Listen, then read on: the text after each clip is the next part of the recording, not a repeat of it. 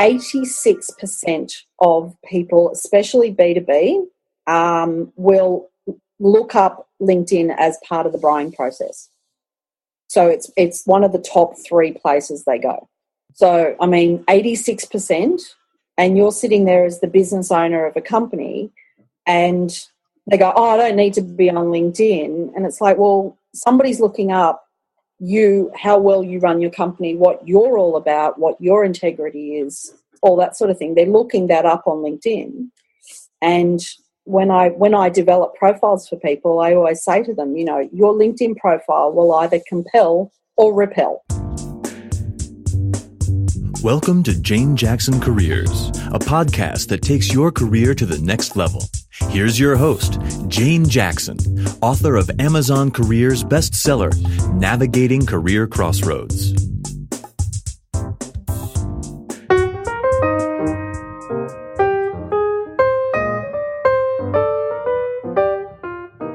Well, hello and welcome back to my Careers podcast, where I interview amazing professionals who've either made fascinating career changes or are leaders in their field.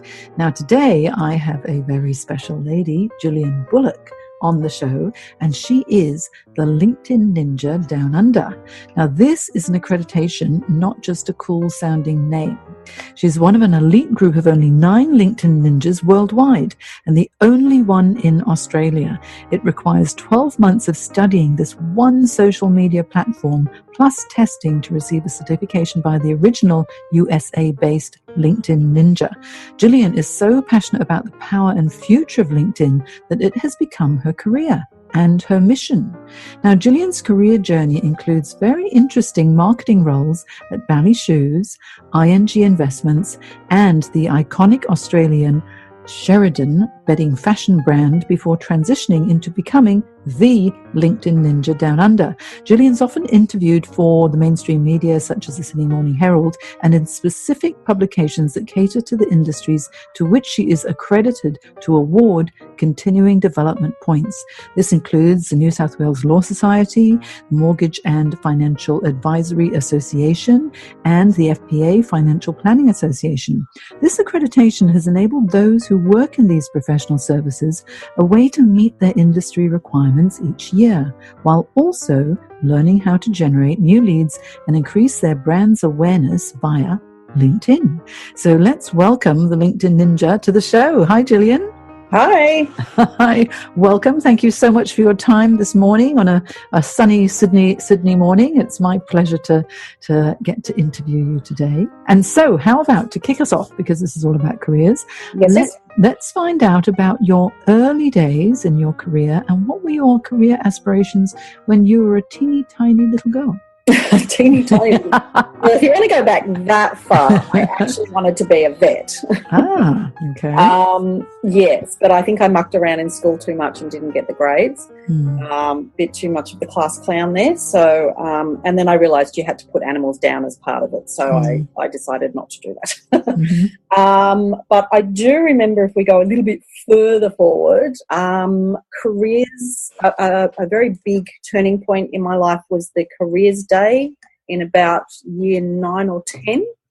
And I went into the school hall at my high school, which was actually in Melbourne. And there was about 400 different career people around the big auditorium. And I walked in there with my mum, and we just went around and we looked at all the, doctors, nurses, bankers, whatever it was, all around the room. And I said to my mum, where's the self-employed person? And she said, I don't know. So we went and asked the organisers, and they said, oh, no, we didn't get anybody like that. And I said, right, Mum, let's go home. So I knew very early on that I wanted to be my own boss. Both my parents were self-employed. It was all I kind of knew. And I didn't know what it was going to be, but I knew I wanted to be the leader and the boss and all that sort of stuff. So I knew that straight away, and then it was just a matter of kind of going to the workforce in the view of taking notes on managers and bosses to see what I liked, what I responded to, if they motivated me, if they demotivated me, what they did and didn't do when I was in the workforce, so that I could apply that one day. Okay, so that was interesting. So both your parents were self-employed. They ran their own businesses or consulting firms or whatever it might have been. And so for you, self-employment was a very natural, successful option. Yeah, well, my dad was a milkman. Mm-hmm. He did that for 27 years, my entire life. And so it would be the self-employment more than the business owner, because he was very dictated by the prices of the dairy industry and where he had to do it, and he did the same thing every single day. So it took me a long time to realise there's a difference between self-employment and business owner. So he was definitely self-employed. My mum bought a recipe, which was a fudge recipe, and she turned that business into Grand's Fudge. Really? Yeah, and so she owned the license for Melbourne and to manufacture in Melbourne, and that did become a business that had sort of 8 or 9 people working for her. So that was more of the business, and I worked in there cooking fudge and all sorts of things when I was growing up, and I was very popular at parties because you always take fudge with you. What a yummy way to grow up. Yeah, the chocolate-coated fudge, yeah. I love fudge. There was a bit that got on my hands during school holidays, so that was I can't think of nicer ways to spend your days. Yes, there was always surrounded by fudge. It's a little bit like Willy Wonka and the Chocolate Factory, isn't it? It was, and I was always waiting for the day when I got sick of it, and it actually never happened. No, please, nobody ever gets fed up of fudge, let me tell you. And my favourite, Jillian, is hot fudge. Hot fudge on really, really cold vanilla ice cream. So I'm just letting you know. Yeah, I did like it when it when the time that it came off the cooker and it was still warm. That was still my favourite way to eat it directly. You know what? We could have a whole chocolate conversation, but anyway, this is all about careers. Let's rein us back in. Okay, so early days, you were inspired by your parents because they were very independent business people or self-employed people, and so when you started your career, then, because I know you worked at Bally Shoes and ING and Sheridan, and very very different organisations and different industries too, but always in a marketing function. Did you start your career in marketing? Well, when I moved from Melbourne to Sydney, I didn't know really what I wanted to do. So I decided to go and do a office administration course at TAFE, because I thought to myself, it doesn't really matter what I do, I need to know how to type. So I wasn't sure whether I was going to go back to uni and finish my fine art degree. I really wasn't sure, so I went and did that. And then I just started applying for different positions as an office manager or receptionist, and ended up at Bally Footwear. And it was there that I ended up doing different bits of admin work for the marketing department. And then I went, oh my God, it was like the holy grail. And I just went, oh my God, that's so creative. But yet has a business focus, and all the pieces came together. It was all the creative stuff because I did a lot of art. Year 12 was all about art for me. Got into fine art at Monash University in Melbourne. It was all, but I could never get the monetization of art until Ken Doan came out in the 80s and 90s. If you remember him, he sort of did all those paintings and then commercialised it. And all of a sudden they were on pencil cases and glasses frames and T-shirts and towels. And I went, oh, my God, he makes money out of art. He's not a struggling artist like all my teachers were. And I didn't realise at the time that was marketing. So it wasn't until I went to Bally Footwear that the penny dropped. And I went, aha, that's it. So then I started studying marketing. And also because of the background, always thinking about being self-employed, I still didn't quite know how that would look. but I was attracted to the diversity of companies. So like Bally was only had 5 stores at the time, so it was about 40 staff. So I was sort of always on the lookout for, okay, I've done the small business. That was almost, I can't remember if it was franchised or not, but their head office was in Switzerland, or satellite office or something. So my next thing was like, I've got to go bigger. So I've got to learn what the corporate world's like and how managers deal with staff and going back to that motivating people and demotivating. So it wasn't the attraction to the industries, it was more attraction to the getting experience in the structures and trying to find and get interviewed by good managers. Because quite often you get interviewed by the HR person and you have no idea who you're going to work for. Yeah, exactly. And also it's so important whenever you go into any organization that the culture has to fit.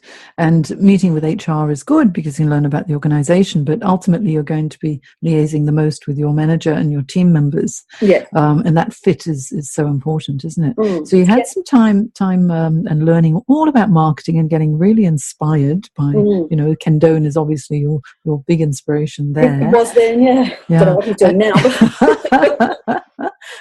But then transitioning into ING, now that's completely different. Here you are in investments and financial services and something completely different. And this was still in a marketing capacity, wasn't it? Yeah, well, there's sort of a bit of a backstory to that. So when I was at Bally, there was a major downturn in the Asian tourism industry, which was Bally's biggest income at the time. And we took a major hit for income within the company. And so I actually spent nights putting together a report for the managers and the managing director, just in my own time of going, okay, you've got this much budget. Where else can we spend it within the Australian market to attract more of the high-end Australian people? Because like at the time, Bally shoes were $400 instead of, you know, $130, which was most other brands. So it's a high-end brand. Now they're about $1,000, but anyway. And so I did this report and presented it to them. And, you know, this is just my story, okay? But basically I was found that I was made redundant very quickly. Oh. And, yes, and I didn't realise that the person that I was reporting to was sleeping with the managing director. So I didn't put all that together. I was a bit of a naive, 21, 23-year-old at the time. And so I made her look bad. So I was made redundant pretty quick. But then I went to Monash Manalizer Business School and really delved into, they did leadership and management training. So I was like, oh, yes, this is exactly the right thing because this is all about, leading people and managing staff, and that's exactly what I need. But I had the most brilliant manager there for 2 years, and I left there within 2 weeks after she left. The money was not great. The hours were quite big, but I loved her. I would have done anything for her. And I always thought to myself, if I felt that way about her, how do I make my staff feel that way working for me? So when she left, there was no need for me to stay anymore. Yeah. So that's when I literally went across to the building over the other side of York Street. And I was able to keep my coffee shop still then. That's very important, especially in Australia with our cafe culture. And so I went across the road to Retire Invest, which is a subsidiary of ING. So that's kind of how I got there. But again, I wanted to step up into a mass corporation and see how all that works. And that was my last formal role. Yeah, and that's very, very different from what you're doing today. So now help me fill in the gaps here. So from marketing roles, well, first of all, administrative roles, which grew, and then you discovered marketing, and then you got additional qualifications and studied, etc. And then you got heavily into more senior marketing roles, and then. How did you make this leap? What's this LinkedIn Ninja stuff? How did that happen? Okay, so I'm at Retire Invest and it was very interesting because RetireInvest is mostly franchised. So there was 200 other franchises around Australia. So it was really easy to compare what results I was getting for the Sydney office compared to what other people were getting in other offices. And so when I did comparisons of the results I was getting, they were just like 300% better and things like that. So I was like, you know what? I do really know what I'm doing. And my manager really, really doesn't. And so I guess there was, to be honest, probably an ego thing. And I went, you know, I can do this. It's time. I'm going to go out on my own and become a marketing consultant for finance companies and management development, because that's where I came from. And that worked quite well. There was a lot of your smaller entrepreneurial one-man band or five-man band kind of finance companies that thought, yeah, she knows what she's doing and she knows what she's doing within this industry. We'll tell our colleague, friend, neighbour, whatever. So it sort of spread. But that was 2002. So within probably 3 or 4 years, people were just asking me about this. What's this Facebook thing? And what's this LinkedIn thing? And so I thought, I have no idea. I better find out. So I started still doing the generalised marketing consultancy, but just looking into all these social medias in the background, and then started being asked to manage accounts for people and so on and so forth. So that grew to having 14 people on board within the company. Which then became a little bit of a challenge with personalities.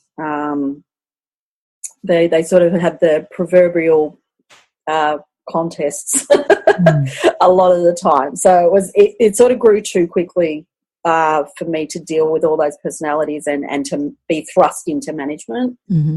Where I came from corporate, I didn't manage any bigger number than 2 people. So to manage 14 was a big difference. And also, you know, when I was in corporate, of course, you've got an expenditure budget of $2 million or something, and if you stuff it up, it's not really going to come out of your pocket. But when you're self-employed, not that I ever spent $2 million on budgets, but when you stuff up, when you're self-employed, you really hurt. Yeah. It's such a challenge when you're running your own business as well. And I mean, leadership is one thing when you're in an organization, but then when it's leadership and it's your baby, it's your business, you really have to pull together a cohesive team. And I think the problem with so many entrepreneurs is when they are successful and they grow faster than anticipated, then you get all of these other problems that you really might not be equipped to deal with. And it might not be what you want to deal with either.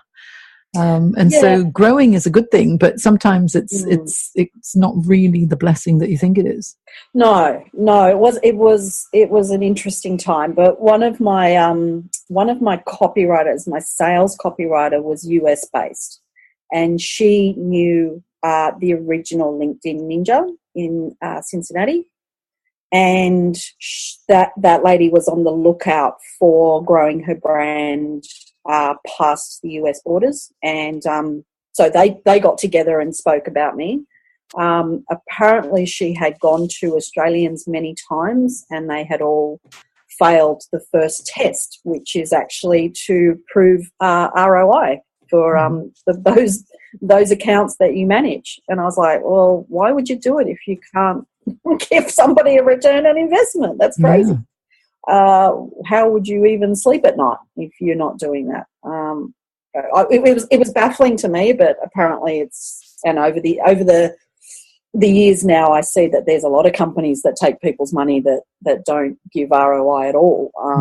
So you live and learn that as you go along. But so the first one was to actually do a screen share on Skype and log in as somebody and say, well, you know, I've done X, Y, and Z, and this was the outcome, and I can show you the messages and the appointments made and blah, blah, blah. And so she's like, oh, okay, well, that's great. I'd like to invite you to do this course. It's going to take you about 12 months. And I went, oh, yeah, right. you're talking to me here. And it took me about 11 and a half months. So there's an awful lot that you need to learn. So to become the LinkedIn ninja down under, or to become a LinkedIn ninja, first of all, you need to understand LinkedIn, correct? Yes. Okay. Yep. And then you were selected to represent the LinkedIn Ninja, which is based in the States. And she put you through this really intensive training course so that you could learn all the ins and outs of LinkedIn and how you could use it to help businesses grow. Yes. So there was one module on the HR part. I have no background, as you know, in recruitment, HR, hated writing my resume when I was in the workforce, hated the interview process, the whole lot of it. So I was very happy to skim through that particular module. May I say, Jillian, you're a bit of a renegade. There was a lot of stuff that you didn't like.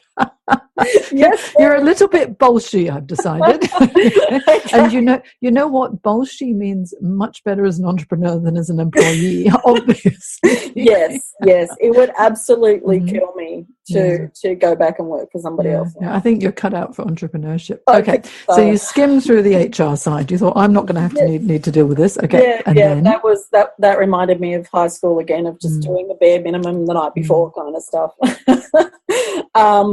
Yes. So, but it was actually, I got to module 3 of the program, and I had this sort of moment of, oh my God, I didn't know what I didn't know when I was managing accounts for the last 4 years, being a social media manager with LinkedIn for People.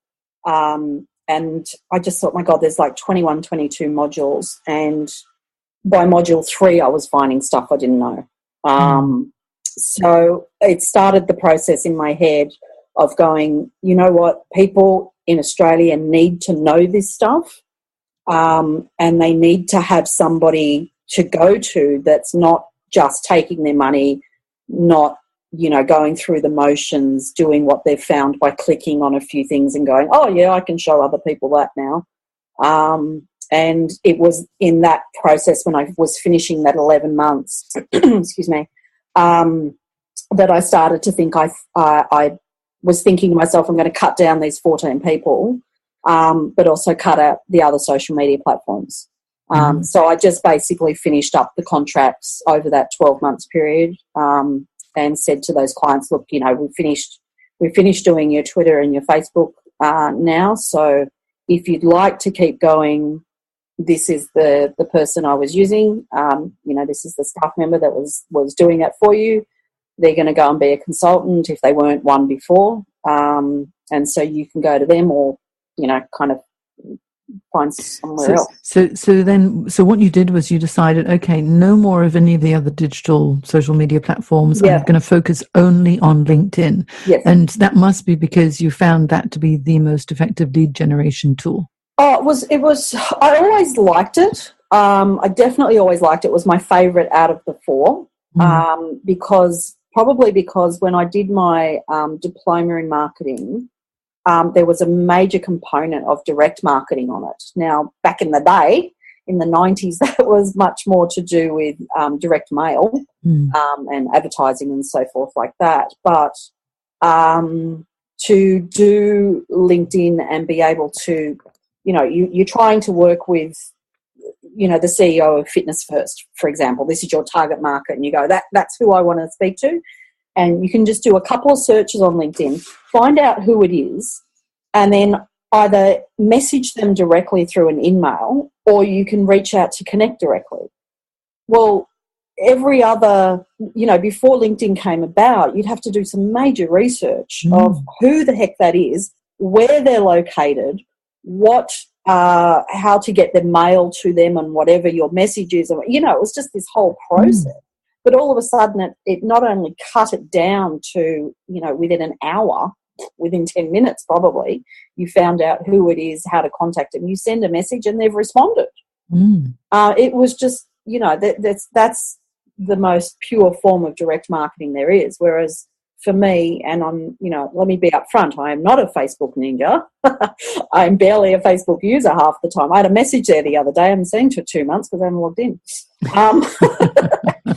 You're too busy on LinkedIn. Well, I got 2 staff now again, so they do the posting and whatever. But yeah, I am. I'm too busy on LinkedIn to be on there. But you try and find the CEO of Fitness First through Twitter or through Facebook. I would have to talk to an expert to even know if that's possible. And also, a lot of those people might not be on those social media platforms. Well, they might be like me that don't do the posting there themselves and don't log in. Yeah, there's still an awful lot of people who don't like to use social media. I've coached so many people going through a transition, and I ask them, what's your digital strategy? They go, well, I don't want to be online. Yes. And I'm thinking, well, okay, if you don't like Facebook, you don't like Twitter or Instagram or Pinterest, or because they think of it more as social media, right. The one thing that they should be on is LinkedIn, because that's professional networking. Yes. The thing that I think people miss out on knowing is that there was a survey done in Australia in, I think it was November 2014. I don't believe they've done another survey since, unless I haven't found it, but I'll just go by the stats that I know. And they found that in a buying process, 86% of people, especially B2B, will look up LinkedIn as part of the buying process. So it's one of the top 3 places they go. So, 86%, and you're sitting there as the business owner of a company, and they go, I don't need to be on LinkedIn. And it's like, well, somebody's looking up you, how well you run your company, what you're all about, what your integrity is, all that sort of thing. They're looking that up on LinkedIn. And when I develop profiles for people, I always say to them, your LinkedIn profile will either compel or repel. So it's either compelling somebody to take action. So it'll compel them to call you, to connect with you, to email you, to follow you, whatever it is. It compels them to take action. Or especially if you're not on there at all. But if you're only there very briefly and there's hardly any information, that's a repellent. Because they just go, oh, well, there's nothing there, I'll move on to the next person. And there's 450 million people or such on LinkedIn. There's another next person. Yeah, it's so important to have a full LinkedIn profile with a lot of media as well, so that people can see, video, or audio, or images, or whatever, and really have a compelling summary statement in there, yes. So that talks to your desired audience. But with your work as the LinkedIn Ninja, because it's all to do with lead generation for yes. businesses, yes? Because yes. with the work that you do with the New South Wales Law Society and MFAA and the Financial Planning Association, so you're yes. training people how to use this to generate leads for their sales teams, is that correct? Yes, or for them individually, because a lot of lawyers do their own marketing. For example. Yeah. And different industries are different. So, for example, the law, people that are lawyers or solicitors, part of a LinkedIn strategy is, in actual fact, working with other lawyers. Because if you're, just say you're a family lawyer and you've helped such and such person, Joe Bloggs, with their divorce, then Joe Bloggs gets in trouble for a couple of whatever's DIY. No, that's do-it-yourself, isn't it? What's it called when you're drinking under the DUI. Right, that's it. See, that's how little I drink. So let's say they got in trouble with the law. They might think to themselves, let me go back to my divorce lawyer because that's the only lawyer I know. Well, that person isn't qualified to help you out of a, sort of misdemeanor criminal charge. So they would pass you on to another lawyer. So lawyers very often, then that person needs a contract or something for employees. That's different again. You need a commercial lawyer. So yes, there's definitely larger firms that have all of the types of law within the law firm. But there are definitely lawyers that specialise. So a LinkedIn strategy for lawyers, for example, needs to build your network with other lawyers. Mortgage brokers, however, they're all competitive against everybody. So you don't want all your connections to be all the people that you go to training events with that are 40, 50, 100 other mortgage brokers. You're not going to get any business that way. So, yes, please have them on your phone and emails and catch up with them for a beer or whatever. But to have a solid LinkedIn strategy, completely different strategy. So over the years of helping different people with different, with all sorts of different businesses, there are definite patterns to certain industries. So that's sort of why I've niched myself in. There's actually a LinkedIn trainer in America who's really funny, and he's got this very thick American accent, and he says the riches are in the niches. Yes. And that's so true, except when you Australianise that, because the riches are in the niches. Exactly. It doesn't quite work, does it? Or you can talk about the nouveau riche. Yeah.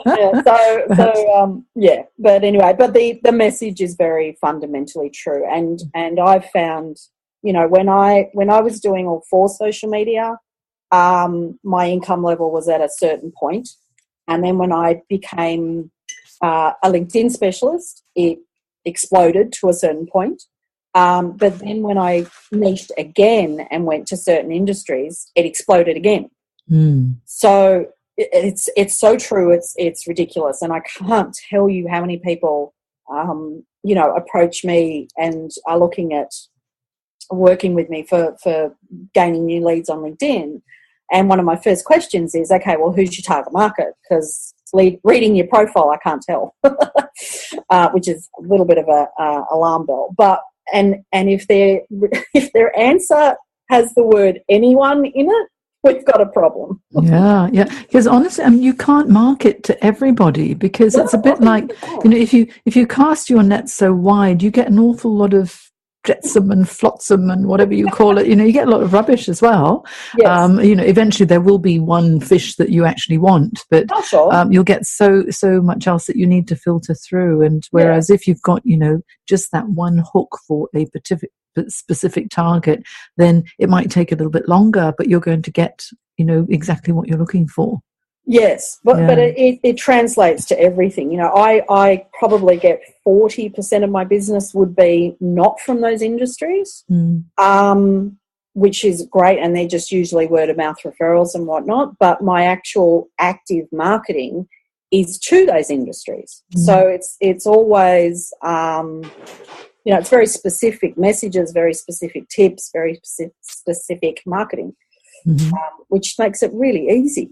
Yeah. And so when you're conducting this LinkedIn training, say for financial planners or for lawyers, you guide them through, I'm just trying to find out exactly what your services are now. So you guide them through creating a powerful LinkedIn profile that is targeted to their particular niche or niche, if you're listening in America.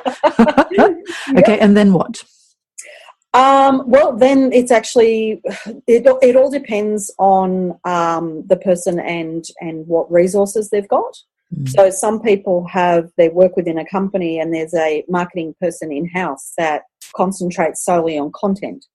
So they have somebody they can go to for content. Others have no resources like that. So, and they love to write. So I will guide them in what to write and how to write it, so that they've got, because LinkedIn is very content driven. Whereas others, you know, they don't have the resource of a content writer and they don't have the time. So it's like, okay, well, you know, I've been approached by 105,000 copywriters over the years, as I do with photographers as well. But, you know, there are some copywriters that I'll recommend that are great. Some of them are ex-lawyers or something. So sometimes they can get really specific copywriters that can help them to create content.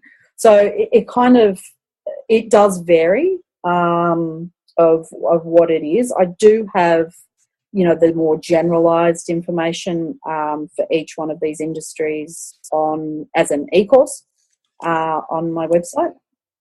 But the rest I would either do in workshops, and I'm working with the Law Society of New South Wales at the moment to get my workshops into their roster. So it's actually being held in Macquarie Street, which would be nice because then they'll do all the marketing instead of me. So and then the rest of it is all one-on-one stuff to work with. Mm-hmm. Yeah. What do you tend to do more of? Do you tend to work more with the corporates or more with individuals? Corporates as in people that are employed. Yeah. So say if it was a real estate agency and they think, okay, all our sales team need to be using LinkedIn more effectively. Would you prefer to have an assignment working for one particular company to train all of their sales teams to do it right? Or do you prefer more, the individual lawyers or financial planners to come to you for advice on lead generation? I'm working with a real estate agency at the moment. I don't know if I'm allowed to say their name, so I'll leave it out. Okay. Just in case I'm not, because I've never asked them. But I've been working with the head office at the moment because their message is very jumbled. Basically, their company pages not only talk about, trends in the New South Wales real estate market, but it also tries to attract new franchisees. So it's a very mixed message. And, if you're buying property, who cares about selling new franchises? I don't want to read that. And I don't think they were getting into the headspace of who is their audience reading it. Yeah. Hence, they've got a very small following on their company page. So the plan is to get that message happening at a company level first, which then can be filtered down through key people within the franchised offices. And then the plan next is to actually go either through the real estate agents themselves will either do my new up-and-coming e-course, which is going to be accredited with the Real Estate Institute in New South Wales, just waiting on the approval. It's either going to be that way or I will go from office to office. We're not sure yet, but I'm working with the head office right now. Oh, that's fantastic. So you've got the financial planners, you've got the lawyers, and you've got the real estate agents too. Yeah, so accountants are on the cards as well. There's 5. Let me think who it is. The mortgage brokers, financial planners, lawyers, real estate agents, and accountants. Yeah. Oh, fantastic. What an interesting business you've created here. And so you're based in Sydney. So if someone wanted to get you, how would they find you or employ you or have you conduct a work? I really don't understand. I know. Well, you've had such an eclectic career path. It's very interesting. But say if someone wanted to secure your services that their team or for themselves they can actually use LinkedIn for lead generation, where can they find you, Jillian? Very easily they can find me on LinkedIn. So if they looked up Jillian Bullock with a J, JILLIAN, and Bullock BULLOCK, the LinkedIn Ninja Down Under, they can send me a personalised message through there. I do offer a free 20-minute what I call discovery session, because it's very hard to give any kind of advice over the phone without having looked at their profile and what their activity is. And as you probably know, you can go in and spy a bit on what they've been doing for the last 30 or 90 days. So that always helps. So we do that little discovery session first. That's really easy. Or they can go to the Contact Us page on my website, and that comes through directly to my email as well. Okay, perfect. So what I'll do, Jillian, is I'll have on my show notes on janejacksoncoach.com all of your links, and they'll be hyperlinked so they can just click straight through. Also on Twitter, you are LinkedIn Ninja AU. Go. And of course, they'll find you on LinkedIn so easily if they just put in the search field LinkedIn Ninja Down Under. Yes. Jillian Bullock. In fact, they won't even need your name, will they? Because you're the only one down here. I am the only one down under. So that's brilliant. And if anyone isn't able to find you for whatever, just drop me an email at jane@janejacksoncoach.com, and I'll tell you where to get Jillian. If after all that they still can't find me. Yeah. So what are your top 3 tips for LinkedIn success, Jillian? Oh, top 3 tips. Oh my gosh. That's really hard. There's so many. I could give you lame ones like make sure you're on LinkedIn. But I won't be that lame. I think basically looking at your profile with and almost literally putting the hat on of your target market. If your target market cannot read your profile and know what you do very, very clearly and almost self-approve, so getting rid of tire kickers is just as important as attracting the right people. And if they have to click onto your website to actually get the proper information, then your LinkedIn profile is incomplete. So doing a kind of an assessment, and sometimes it's really cool to actually ask somebody else to do it and you do it for them. Because you've read it so many times, you hopefully agonized over what copy to put on there and all that sort of thing. If it doesn't stand on its own, then it's not a good document. Looking at it like a document as well rather than a CV. If you've got the words duties and responsibilities in there, you have not got a sales document. That is called a CV. So that would probably be the next one. And the last part would be thinking about the human population itself, and that is that 65% of human beings are visual learners. And LinkedIn can be a very vanilla document. And so looking at LinkedIn and going, how can I portray my key messages visually? So that might be the background image at the top, or that might be adding media. You've got a lot of media on your one, Jane. I think I've got too much media on mine. Well, anything more than 3, it's hidden. So is it too much? I don't know. I don't think so, because it's hidden. I mean, you've got 108 articles, I think, or 118 articles on yours, which is way more than me. Good on you. But I always the top one. Yeah, so, but I always think that with all of the media that you put on there, the more people can read about you or listen to you or see you if it's a video or look at a picture or whatever, then they can form an opinion as to whether they want to work with you or not. Do they like you? Yes. And the more media you have on there, I mean, exactly right. It means that they can actually start to form a little bit of a relationship with you and start to think, oh, okay, well, that's your personality. That's what you've done. Quite like your style, or no, I don't like your style. And you're right. What it does is it self-filters, especially if you're trying to, attract a certain audience, and you're running your own business in particular too. A niche or a niche. Yeah, or a niche, or niche. But it does sort of self-filter, doesn't it? Because I always think, and I like to tell people to think of your LinkedIn profile almost like it's a website. So if people land on it, they've got to find out about what you do, what you offer, who do you want, who's your dream client, who is it that you really want to work with, and attract those people, because not everyone is going to be everybody else's cup of tea. No, very true. We've all got such different styles, and that's why being able to get to know someone's personality makes such a difference. Yes, and I think there's also a certain level of personality and style needs to go in it as well. I've just written a blog this morning and uploaded it, which I called LinkedIn's Bohemian Rhapsody. Oh, I like that. And I've actually changed all the lyrics of Bohemian Rhapsody to do with LinkedIn, so I'd love you to have a look at that one. Oh, yeah. Is it live? Is it live already? If it is, I'll hop on straight after this podcast. Oh, yeah. Okay. I'll have a look.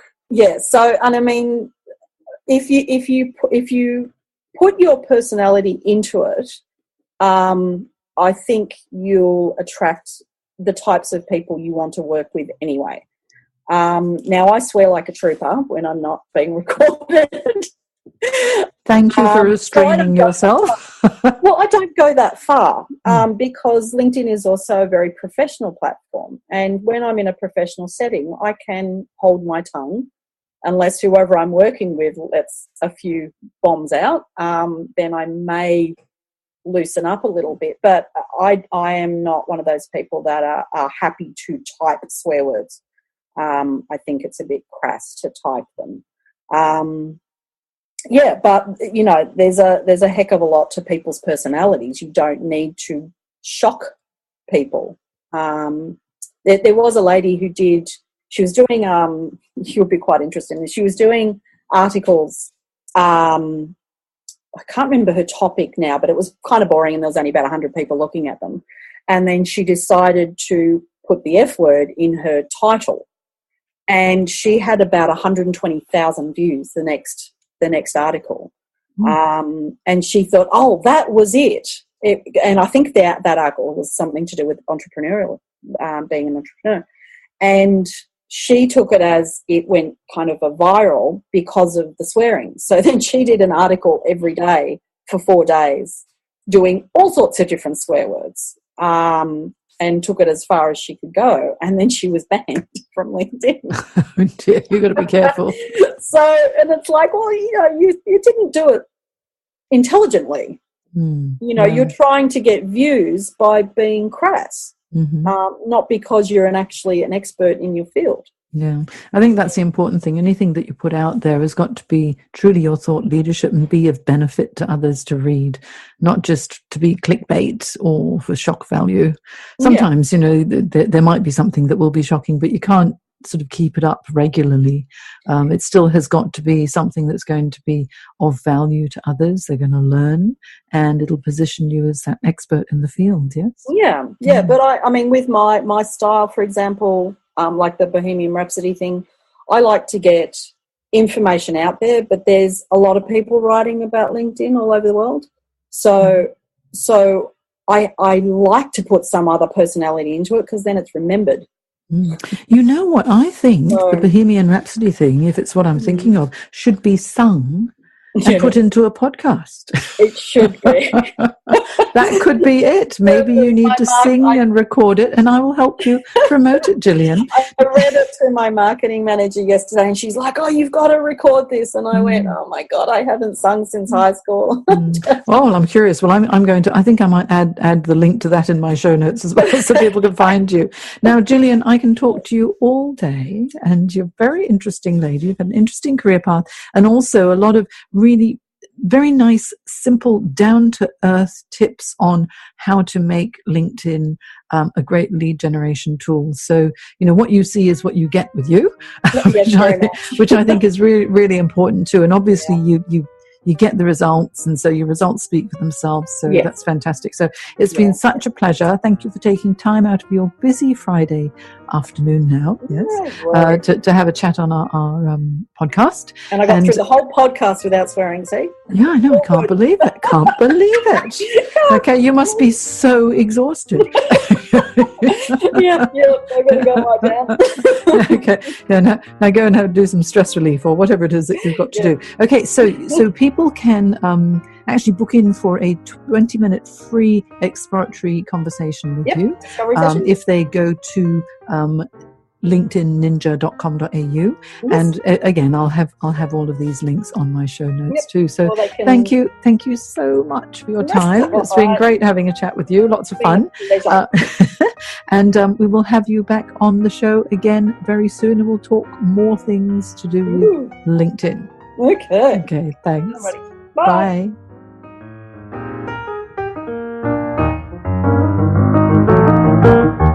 Today's podcast is brought to you by Audible.com. You can get a free audiobook download and free 30-day trial at audibletrial.com/Jane Jackson Careers. There are over 180,000 book titles to choose, so give it a go and get your free audiobook today from audibletrial.com/Jane Jane Jackson Careers. You've been listening to Jane Jackson Careers. Sign up to receive regular career advice at janejacksoncoach.com.